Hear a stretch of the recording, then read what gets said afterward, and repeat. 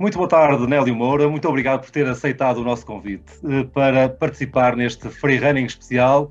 Um freerunning especial que se iniciou há cerca de 7 anos e que mantém agora este registro online. O Nélio Moura tem sido técnico das seleções nacionais brasileiras desde 1990. Destaca-se no seu currículo a participação em 5 edições de Jogos Olímpicos, 5 Jogos Pan-Americanos, 17 campeonatos mundiais de adultos. Desde 1988, desde os Jogos de Seul, tem classificado pelo menos um atleta para cada uma das edições dos Jogos Olímpicos, já tendo desenvolvido cerca de 60 atletas da seleção brasileira. É coordenador de atletismo do Centro de Excelência Desportiva da Secretaria de Estado dos Desportos, de Lazer e Juventude do Estado de São Paulo e treinador de saltos horizontais do Sport Clube de Pinheiros. Consultor também de saltos horizontais da Associação de Atletismo Chinesa, membro de honra da Academia Brasileira de Treinadores e do Comitê Olímpico Brasileiro. Tem mais de 30 artigos técnicos e científicos publicados em revistas da especialidade, um livro também publicado e vários capítulos em outros tantos livros. Mestre em Performance Humana pela Universidade Metodista de Piracicaba, orientou atletas para a conquista de 2 medalhas de ouro nos Jogos Olímpicos de Pequim e uma de prata nos Jogos de Tóquio, nos recentes Jogos de Tóquio. Nélio, cada centímetro de um recorde pessoal, de um recorde mundial, de um recorde olímpico, é conquistado com muito esforço. A maior parte dos recordes têm dos saltos horizontais, do triplo salto e do salto em comprimento, têm décadas. Tirando o triplo feminino, que é de 1 de agosto de 2021, os outros têm 26 anos, 30 anos, 33 anos. Já se atingiu o limite ou ainda temos margem de progressão nos saltos horizontais? Oi, Antônio, boa tarde a todos os ouvintes. Antes de mais nada, muito obrigado pelo convite para estar aqui batendo um papo com vocês, conversando um pouquinho sobre atletismo, sobre os saltos. Motivo de muito orgulho para mim ter recebido esse convite, conversar com os portugueses, né? Eu estive recentemente aí em Portugal, em Lisboa, em Lousada também, e gostei muito de ter conhecido o país, ter conhecido as instalações de vocês, o trabalho que vocês fazem, assim, um pouquinho mais de perto. E, não, é verdade, na verdade, em todas as provas, né? Qualquer pequena evolução depende de muito trabalho, e os recordes dos saltos horizontais, eles realmente são antigos. Esse recorde que a Julimar bateu agora em Tóquio, ele durava desde 95, assim como o masculino, né? O salto triplo. E, no entanto, ela bateu e a gente vê que tem uma possibilidade muito grande de melhorar esse recorde ainda. Então, eventualmente, em algum momento, eu acredito que algum atleta com as características adequadas e sob condições especiais vai ser capaz de bater os recordes das demais provas de saltos, tanto o triplo masculino quanto os 2 saltos em comprimento. Estava a falar das condições adequadas, quer das condições físicas adequadas, quer certamente das condições ambientais. Quando estamos a falar em centímetros, todos os pormenores contam, com certeza, a preparação do atleta, a força, a velocidade com que se faz à pista, a perfeição do gesto técnico, a sua própria anatomia, a parte psicológica, possivelmente até a altitude a que a prova se desenrola, o calçado que é utilizado, a dureza do próprio piso da pista. Tudo isto pesa ou há fatores que são claramente mais importantes, ou destes fatores que eu citei, alguns não têm qualquer importância? Eu acho que todos que você citou são muito importantes. E muitas vezes a gente não se dá conta disso, né? É comum que a gente compare resultados pura e simplesmente. Mas eu vou dar um exemplo. A Mal Remage, que é a saltadora de comprimento brasileira que eu treinei, que foi campeã olímpica em Pequim, o melhor resultado da vida dela foi 7,26 metros. Em Pequim, ela ganhou com 7,04. Então, no primeiro momento, a gente pode olhar e falar, puxa vida, o 7,26 era muito melhor do que o 7,4, né? Agora, ela fez o 7,26 na altitude de Bogotá, 2.600 e poucos metros, 1,8 metros por segundo a favor de vento. E saltou o 7,4 em Pequim a praticamente 0 de altitude, com praticamente 0 de vento. se a gente fosse capaz, né, de fazer uma conversão, equiparar os dois resultados, considerando esses outros fatores, o 7,4 provavelmente é melhor a nível do mar, com 0 de vento, do que 7,26 em altitude, com quase 2 metros de vento a favor. Então, só confirmando, esses fatores todos têm que ser levados em conta, todos eles são importantes, e é por isso que não depende só do atleta estar em forma naquele momento, mas depende de um conjunto de fatores favoráveis atuando ao mesmo tempo para que esses recordes caiam. Como é que o Nélio chega ao atletismo e chega aos saltos em particular? Eu fui atleta, comecei novinho, assim, com 13 anos. Nunca fui um atleta de alto rendimento. Eu fui seleção brasileira nas categorias de base, mas no adulto não. Mas eu sempre, assim, eu me apaixonei pelo atletismo. Então, quando eu percebi que eu não teria condição inata para buscar o alto rendimento como atleta, eu resolvi investir na carreira de treinador. Então, eu estudei educação física, fiz cursos técnicos, fui me especializando, porque eu queria continuar no meio. E ao longo do tempo, realmente, isso foi pagando seus dividendos, e eu acabei me especializando nas provas de saltos, que são as provas que eu fazia também quando era atleta. O Nélio não tem treinado só atletas brasileiros. Aliás, nos Jogos Olímpicos de Tóquio, levou um atleta chinês ao pódio, ao segundo lugar, atrás do nosso Pedro Pichardo. Como é que aconteceu essa aventura na China? Interessante. Na verdade, essa cooperação internacional, né? Essa possibilidade de trabalhar com atletas de outros países, ela começou em 2004, quando o Ivan Saladino, que era um panamenho desconhecido, né?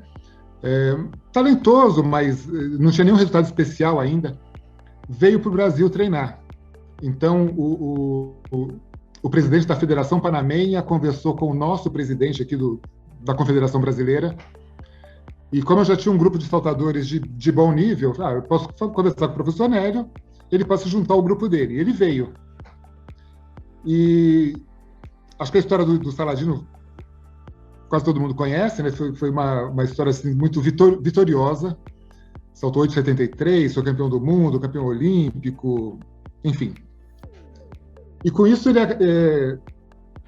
a Malha Imagem já era do nosso grupo nessa época, né? Na verdade, treinou no nosso grupo a vida inteira. Então, a gente ficou conhecido aqui no Brasil como um grupo vitorioso para saltos horizontais ou na América do Sul. E a gente acabou atraindo alguns outros atletas de outros países sul-americanos também para treinarem aqui. Aí, pouco a pouco, alguns outros vieram também. Por exemplo, o Denis Eradiri, um búlgaro, que chegou a saltar acima de 8 metros, treinou conosco aqui alguns anos atrás. Mas, enfim, esse conjunto de resultados acabou colocando o grupo em evidência. Aí, no final de 2018, o pessoal da China estava precisando de um treinador para as provas de saltos horizontais, e eles se lembraram dessa história, né, de eu ter tido em Pequim os dois campeões do salto comprimento, tanto no masculino quanto no feminino, o Saladino e a Malha Imagem. E ainda, por cima, lá em Pequim, né, lá na China. Eles entraram em contato comigo e aí a gente começou essa parceria que vem se desenrolando até hoje, com todos os percalços da pandemia. Tem sido difícil a gente se encontrar presencialmente, mas a tecnologia permite que a gente fique em contato diário com os atletas, com os treinadores de lá, e tem funcionado bem. Sentiu essa experiência internacional, nomeadamente na China, e acompanhar os atletas na China e fazer alguma supervisão até dos treinadores, sentiu que as metodologias eram muito diferentes, ou que a base de treino é igual em todo o mundo e que, no fundo, são pequenos detalhes que diferenciam as abordagens ao trabalho? Ou há, efetivamente, diferenças de fundo no trabalho do treinador em termos dos saltos horizontais? O pessoal na China, eles estão muito abertos a esse tipo de intercâmbio. Então, há treinadores estrangeiros que moram lá, né, e já há alguns anos, e mesmo aqueles que não moram, como eu não moro, há treinadores de diferentes outros grupos de provas que estão em frequente contato com eles. Então, eles estão muito atualizados com relação ao que se faz, né, no mundo do atletismo. Agora, é importante ressaltar que diferentes caminhos podem te levar para o mesmo destino, né? Então, há algumas metodologias de treinamento que são completamente incompatíveis entre si, mas que, no entanto, são vitoriosas. Então, talvez não dê para você combinar essas duas coisas, mas se você escolher seguir por aqui ou seguir por lá, você talvez chegue no mesmo lugar. Então, esse trabalho que eu tenho feito com eles, na verdade, tem tido o objetivo de afinar uma metodologia, que não é necessariamente a metodologia mais correta ou mais adequada, mas é uma metodologia que pode levar ao alto rendimento. Eles são muito receptivos, parece que eles estão se dando bastante bem assim, com esses conceitos, e é um trabalho assim, que vai sendo desenvolvido ao longo do tempo, junto com os treinadores também. Acho que os atletas já têm a confiança, né, nesses conceitos. E claro que eles também dependem muito da cultura local. Então, não posso dizer para você que eu faça com eles o mesmo trabalho que eu faço no Brasil, porque os atletas são diferentes, as culturas são diferentes, as experiências passadas deles são muito diferentes das experiências dos nossos atletas aqui. Então, tudo isso tem que ser construído ao longo do tempo. E parece que está funcionando. Muito bem. Falou da Covid, da pandemia, acompanha atletas em várias geografias, passamos por períodos de confinamento. Qual é a experiência de acompanhar atletas, procurar que eles se mantenham ativos, muitas vezes sem poder frequentar as pistas, não têm sem grandes equipamentos em casa para fazerem as suas rotinas de treino? Que novos desafios é que a pandemia trouxe ao treinador Nélio Moura? Acho que é isso mesmo, desafios, né? A gente nunca se deparou com nada parecido com isso. Então, ninguém tinha qualquer experiência para dar qualquer tipo de conselho, porque era tudo novo para todo mundo, né? Particularmente aqui no Brasil, a gente ficou meses sem ter acesso a centros de treinamento. A gente já tem poucos lugares para treinar. Eles ficaram fechados. A pista onde eu trabalhava virou um hospital de campanha para a Covid. E ficou meses instalado esse hospital de campanha, e quando eles desmontaram o hospital, a pista estava destruída. Então, essa pista a gente perdeu aqui em São Paulo, né? Era a nossa referência aqui, talvez no Brasil, a pista do Ibirapuera, e nós a perdemos. Então, a gente ficou realmente com bastante tempo assim, com essa dificuldade de encontrar local para treinar. A gente não se encontrava com os atletas também, cada um tinha ido para sua casa. Então, o que a gente fazia era montar uma reuniãozinha assim, tipo, pelo Zoom, para que eles estivessem motivados para se manterem ativos, né? E eu mandava os programinhas, mas aí, de repente, em algum horário, todo mundo entrava e a gente via pela câmerazinha eles fazendo os exercícios na sala de casa, no quintal, né? Era o que dava para fazer. O pessoal na China, eles ficaram sem sair da China e sem receber estrangeiros na China, ou seja, eu também não podia entrar lá, de março de 2019 até hoje. Quer dizer, eles só saíram para ir para Tóquio. Só saíram para Tóquio, para os Jogos Olímpicos. No entanto, eles conseguiram um controle bastante adequado, né? Eles têm uma tolerância zero para a Covid. Então, os atletas ficam confinados no centro de treinamento. Então, eles treinam normalmente, não tem contato com gente de fora, mas não tiveram dificuldade para continuar suas rotinas de treino. Então, dificuldades diferentes, né? Eu sei que o pessoal na Europa conseguiu voltar a competir muito mais cedo, aqui no Brasil não, na China também não. Na China eles fizeram algumas competições adaptadas, mas competiram muito pouco nessa preparação para Tóquio. Então, para cada grupo, a gente realmente teve que ir procurando uma solução diferente. Uhum. O que é que o atleta tem que ter para ser um bom saltador? Essas coisas básicas, né? Se a gente for pensar assim, num atleta jovem, a competição já começa entre nós treinadores, né?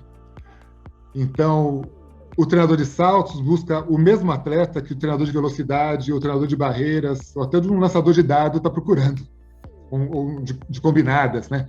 Alguém que seja rápido, que tenha boa coordenação, que demonstre uma capacidade de força explosiva inata. Todo mundo quer isso. E aí, ao longo do tempo, claro que você vai desenvolvendo essas capacidades, e se a gente tiver a possibilidade de ter esses meninos treinando num ambiente que lhe permita, lá na frente, escolher a prova, isso seria o cenário mais adequado, né? Não tentar identificar essa prova muito precocemente, porque precocemente todo mundo quer o mesmo atleta. Então, talvez o mais adequado fosse você dar uma formação muito ampla para ele, até em diferentes modalidades esportivas, não só atletismo, mas particularmente na nossa modalidade, em diferentes provas, e que ao longo do tempo, lá para frente, ele se definisse por uma prova ou outra.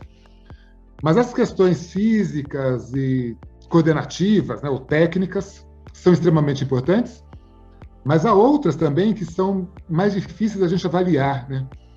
Então, acho que toda história assim, que a gente fala conta de grandes atletas, então vou dar o exemplo do Ibrahim Saladino ganhando o Campeonato do Mundo em Osaka, 2007. O que chamou a atenção ali não foi a velocidade dele, não foi a força, não foi a técnica, foi a força mental que ele teve para voltar para a prova na última tentativa e bater um recorde sul-americano na hora que ele mais precisava, né? E a gente vai lembrar de histórias semelhantes, inúmeras, né? Então, essa questão de você também desenvolver, claro que isso também tem uma parte inata, né, que o atleta já traz consigo, mas isso é treinável também, você pode desenvolver isso. Então, essas habilidades mentais também têm que estar dentro do planejamento, aí dentro do nosso escopo. A gente precisa desenvolver, é tudo tão importante quanto ser forte, ser rápido e ser técnico. E para ser um bom treinador? Para ser um bom treinador, você precisa estudar muito, né? Precisa treinar seu olho, então isso depende de tempo. Experiência é uma coisa que você só consegue ter com o tempo, né? Está implícito na palavra até. Mas claro que o estudo ele acelera esse nosso desenvolvimento, a possibilidade de ter contato com outros treinadores, particularmente outros treinadores de outros países, né? Para conhecer esses diferentes sistemas e tentar adaptar tais sistemas à realidade na qual você vive. Então, não vou jamais importar um sistema que vocês têm em Portugal e achar que vai funcionar aqui no Brasil, porque a realidade é diferente. Mas compreender os sistemas que vocês usam aí, que o pessoal usa em Cuba, ou na Alemanha, ou na Itália, enfim, nos Estados Unidos, isso nos ajuda a abrir nossos horizontes e aí buscar o melhor caminho para a realidade na qual você está vivendo. Mas é um processo ininterrupto, né?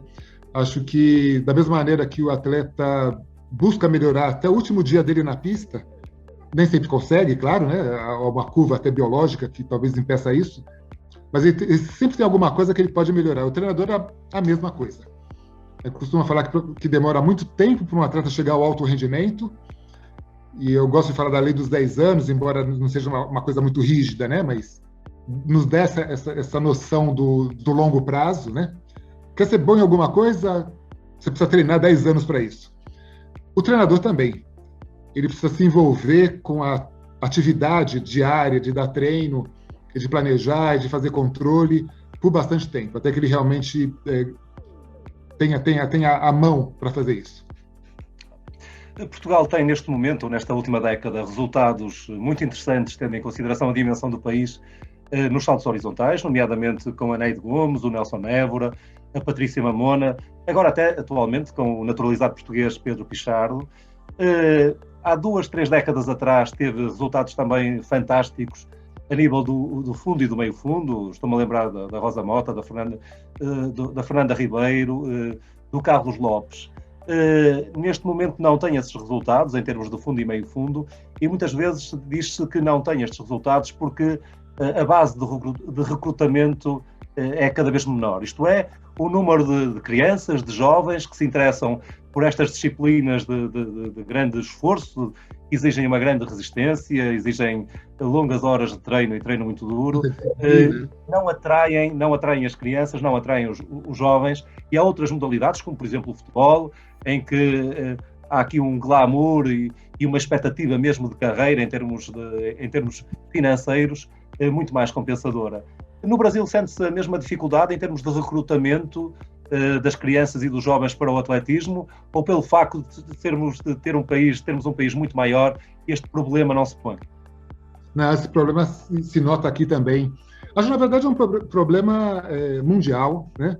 A concorrência entre as diferentes modalidades esportivas está muito grande, e não só entre as modalidades esportivas, entre os jogos eletrônicos, né?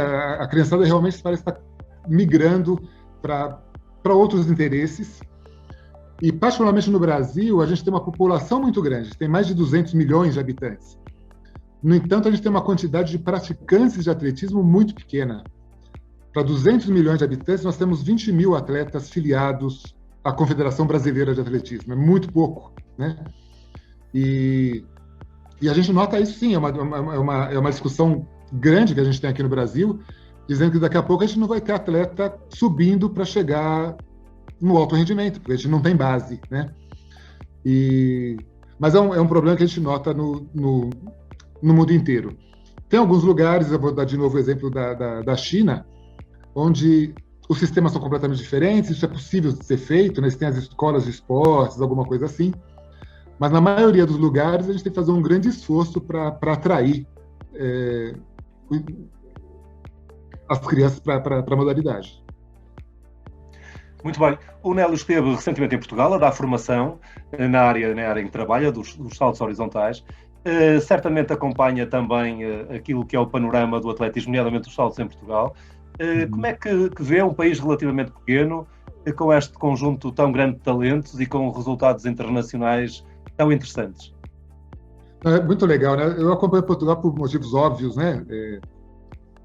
Já há bastante tempo. Eu lembro quando eu estava no comecinho da minha carreira, eu trabalhava com um treinador de fundo, no mesmo grupo, no mesmo clube, que ele fez um estágio aí com o Muniz Pereira. E ele voltava de Portugal contando as histórias e falando de quem ele via treinar. Isso nos encantava, né? E aí a gente acompanhou, claro, os resultados do Carlos Lopes, da Rosa Mota, que veio tantas vezes para São Paulo, né? A gente estava conversando, ganhou tantas edições de São Silvestre aqui, coisa mais popular do Brasil, ou da América do Sul, talvez. Os irmãos Castro, enfim. Realmente, naquela época, era mais o pessoal do fundo e meio fundo que chamava mais atenção. Mas quando eu comecei a participar, atuar internacionalmente com os meus atletas, eu comecei a olhar também os saltadores portugueses. E o primeiro que nos chamou muita atenção foi o Carlos Calado, anos 90, 96. Eu vi saltando em 96 no Ibero-Americano, aqui na Colômbia, em Medellín. Né? Saltava 8, eu não lembro os resultados dele, mas, enfim, eram muito expressivos internacionalmente. Até que a gente se deparou com o Nelson Évora, que aí, por coincidência, foi campeão olímpico no mesmo ano que eu tive os meus campeões olímpicos, né? O Irving e a Maureen Maggi. E aí eu já conhecia a Naide Gomes, e o Abreu, o treinador dela, depois o João Gans, treinador do Nelson, agora a Patrícia com o Uva. Enfim, eu não ficar falando o nome, vou esquecer de alguém, vou ficar chateado, né? Mas importante é dizer que realmente é isso. Vocês têm uma escola de meio fundo e fundo, que eu tenho certeza que daqui a pouco vai se revigorar de novo, né? Então, a gente normalmente atravessa ciclos, né? A gente fala que o Brasil tem muita tradição no salto triplo, e tem mesmo, né? Mas a gente está num ciclo, nesse momento aqui, que talvez seja um pouquinho de baixa, mas daqui a pouco a gente deve aparecer com alguém brigando outra vez. E a mesma coisa com os fundistas e meio-fundistas de Portugal. Mas eu admiro demais, por questões óbvias, o trabalho que vocês fazem com seus saltadores. Uhum. Qual é o momento que destaca na sua carreira? Pequim 2008, com os saltadores que já falamos, já falou do Saladino e da Maggi, ou Tóquio 2020 com o atleta chinês que faz a medalha de prata atrás do Pablo Pichardo, do Pedro Pichardo? Há momentos diferentes, né? Acho que cada medalha dessas teve um gostinho completamente assim, absolutamente especial. Talvez a minha melhor semana da vida profissional tenha sido aquela semana de agosto em Pequim, né? 2 medalhas de ouro na mesma prova, masculino e feminino, isso foi espetacular, né? Dos atletas brasileiros, aquele resultado da Maior Imagem foi o mais importante de todos, sem dúvida nenhuma. Mas, por exemplo, para o Saladino, a melhor competição internacional dele não foi a final olímpica de Pequim, mas foi a final do Mundial de Osaka. Ali que ele mostrou que ele realmente era um cara que era muito difícil de ser batido. E conquistou o respeito do mundo inteiro, e, enfim. Por outro lado, depois de 2008, muita gente pergunta, agora, qual é o teu sonho? Você já tem 2 medalhas olímpicas, qual é o teu sonho? E eu falo assim, meu sonho é conquistar mais uma medalha olímpica. E aí veio 2012, veio 2016, e a medalha não veio, agora só em 21 veio, com Zhu Yamin, né? Então, essa medalha, para mim, é importantíssima também, porque ela é a realização de um sonho depois do ponto mais alto da minha carreira. O que é que se diz a um atleta que não consegue um apuramento por 1 centímetro, que contrai uma lesão em vésperas de uma grande competição? Como é que se puxa outra vez esse atleta para os treinos e para o trabalho? Não é fácil, né? Porque quanto mais perto você está de realizar teu objetivo, e quando você não realiza, mais frustrado você fica, né? Então, você deixar de se classificar para uma competição, ou de ir para uma final, ou de ganhar uma medalha por uma posição ou por 1 centímetro, isso frustra muito mais do que quando você está mais longe disso, né? Eu queria ir, mas, nossa, não era para mim dessa vez, porque eu fiquei a 20 centímetros da marca, eu fiquei a 10 posições, alguma coisa assim. Mas quando está muito pertinho e você, por muito pouco, não consegue, isso realmente é frustrante, né? E você vai depender muito dessa tua força mental, que você certamente já desenvolveu ao longo do tempo, mas o suporte também das pessoas que estão do teu lado, particularmente do treinador. O treinador nunca trabalha sozinho, né? Não deveria, pelo menos. Mas ele é sempre a pessoa que está mais próxima do atleta. E certamente essa frustração que o atleta sente, o treinador também sente. Mas ele tem que ser capaz de lidar com isso para dar a mão para o cara, para o atleta, para a menina, para que eles possam seguir caminhando. E a gente sabe que 1 centímetro, estatisticamente, não é nada. Todos esses fatores que a gente comentou, né, que você comentou, que influenciam no resultado, interferem muito mais do que 1 centímetro, cada fator desses, né? E, de repente, te faltou 1 centímetro só. Mas ele faz toda a diferença, né? A Mao em Pequim foi campeã olímpica por 1 centímetro. Nélio, estamos a acabar, mas não lhe posso deixar de colocar uma última questão que tem a ver com o futuro. Que expectativas tem para Paris 2024? Nossa, eu já estou de novo com aqueles sonhos outra vez, né? Ter tido a oportunidade de estar em Tóquio, para mim, foi espetacular. A gente estava vivendo, né? Todo mundo viveu... ou está vivendo esses 2 anos terríveis, né? Então, a possibilidade de sair do Brasil, de estar no evento desses, okay, a arquibancada estava vazia, mas você sentiu o clima dos Jogos Olímpicos mesmo assim, né? Foi um privilégio para poucos. Eu sou muito grato por ter tido essa oportunidade. E claro que eu quero sentir isso de novo, né? Eu quero estar de novo num evento desse, quero estar em Paris. Tóquio, na verdade, foi minha 6ª participação em Jogos Olímpicos. Eu tinha 5, agora com Tóquio 6. Eu quero ir para minha 7ª. E claro que eu vou ter a expectativa de acompanhar atletas com possibilidade de brigar por medalhas, né? Espero que os brasileiros melhorem e possam entrar nessa briga. Os chineses têm muita chance de continuar brigando nesse nível. E a expectativa que eu tenho é essa, mas o importante é estar no evento. Claro. Teu privilégio, tua oportunidade, como disse, é um privilégio mesmo de estar lá de novo. Nélio, foi para nós também um privilégio, um grande privilégio podê-lo ter neste free running especial. Desejamos, obviamente, as maiores felicidades desportivas e pessoais e também, e neste contexto, muita saúde, que também é extremamente importante para que tudo também possa acontecer. Muito obrigado mais uma vez e muito boa tarde e muito sucesso. Boa tarde, Antônio. De novo, eu que agradeço a oportunidade e queria dar os parabéns pela iniciativa, né, de fazer um programa desse tipo, já que dura tantos anos e que certamente atinge tanta gente, né, motivando essas pessoas a se manterem ativas. A gente falou bastante de medalha, de conquistas aqui, isso é legal, né? A gente trabalha com alto rendimento. Mas, como eu falei, mais importante do que as medalhas, que as conquistas, é você participar e você está se mantendo ativo. Então, parabéns e obrigado de novo pela oportunidade.